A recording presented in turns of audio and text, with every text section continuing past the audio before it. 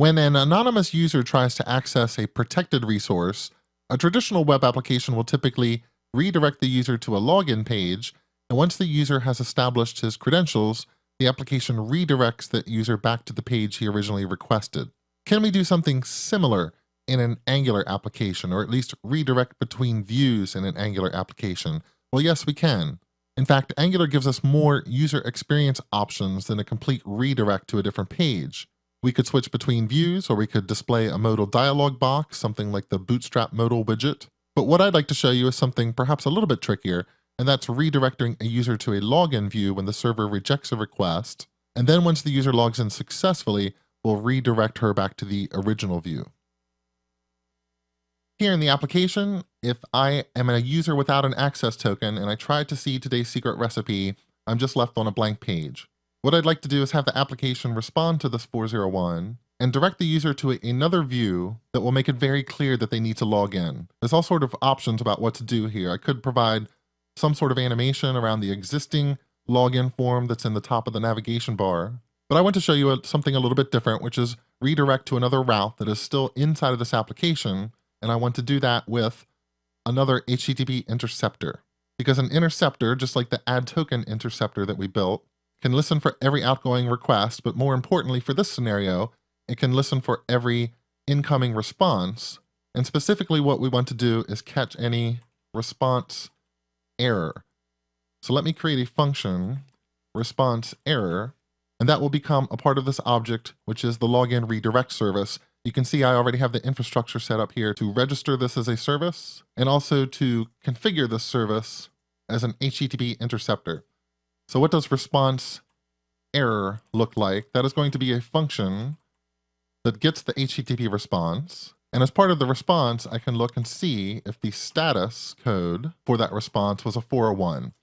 If that's the case, that's where I want to jump to another route. Otherwise, what do I do? Or really, ultimately, what do I always want to do with this response? Well, I want to inject the queue service and create a promise that will be rejected and deliver this response to anyone else who is listening for this rejection. I want to do that in all cases when there's a response error.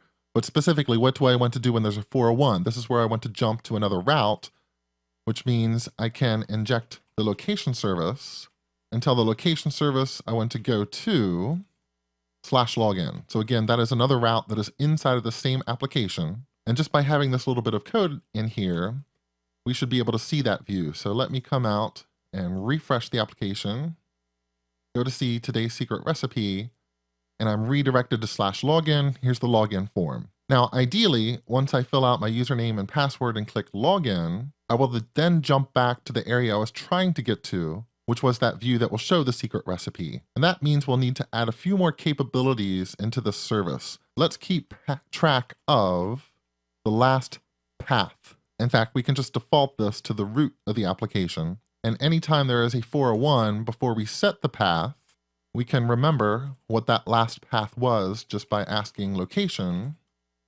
for the current path. And then once a user has successfully logged in, we need some ability to go to that last path. Now that could be another service, perhaps part of the authorization service, or I could just expose LastPath as a member from the service so anyone can look at what the last path was.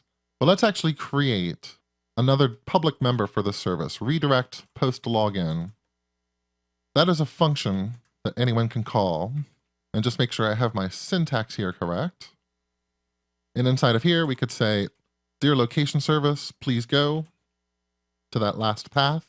And then we'll reinitialize last path back to just a slash in case this happens again. So this member, redirect post login, I'll add this as part of the service interface. And now there's all sorts of options on where to call this from. But let's assume that we're going to leave that up to a controller, like the login controller. It gets to decide what happens after the user logs in. Currently, we don't care what happens when this promise for login is successfully resolved. We only care if there's an error. That's why the catch statement is here.